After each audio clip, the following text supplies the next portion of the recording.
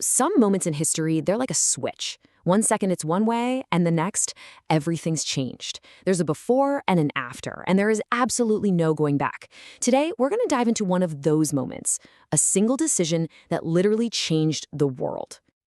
So back in 1775, John Adams summed up this huge, heavy moment with just four little words he borrowed from way back in ancient history. The die is cast. He was echoing what Julius Caesar famously said when he crossed the Rubicon River, and the meaning was exactly the same. A point of no return had been hit.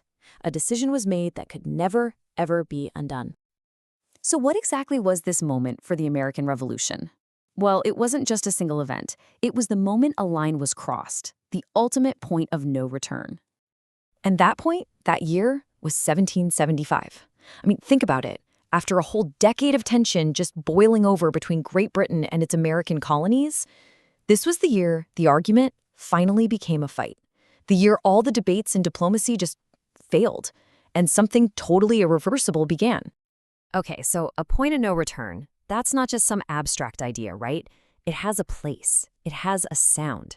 And for the American Revolution, that sound was gunfire in two small towns up in Massachusetts, Lexington and Concord.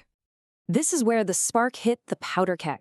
You had colonial militiamen and British soldiers, and remember, these are all subjects of the same king, firing their guns at each other. This wasn't a protest anymore, not a riot. This was armed combat. All those abstract arguments over taxes and rights suddenly became a matter of life and death. And with that, the switch was flipped. War had begun. There was no unsaying it. No taking it back. The line had officially been crossed. But man, can you imagine what it's like to be one of the people in charge when a moment like that happens? Let's try and get inside the heads of two leaders who are now carrying the incredible weight of this brand new reality. So let's go back to John Adams. When he says the die is cast, he's really looking in the rearview mirror, He's acknowledging the finality of it all. The arguments are over. The petitions didn't work. He's basically saying, well, this is where we are now, and we just have to live with it. And then you have George Washington. He's the brand new commander of the Continental Army. His perspective? It's completely different. He isn't looking back at the choice that was made. He's staring forward at the monumental, terrifying consequences. This wasn't just a war for the people alive then. This was for generations who hadn't even been born yet. And this contrast, it just frames their two burdens perfectly, doesn't it? Adams is wrestling with this irreversible past. The die has been cast. And Washington, he's wrestling with this terrifying unwritten future, the fate of millions.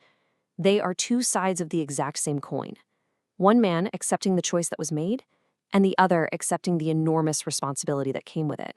So let's talk about that responsibility. What did Washington really mean by the fate of unborn millions? The stakes here were just almost unimaginably high. Those unborn millions? Well, guess what? That's us. That's everyone who has ever called themselves an American since 1775.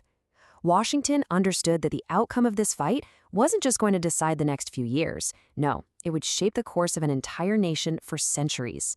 The sheer scale of what was at stake is just staggering to think about. So what's the big takeaway from all this?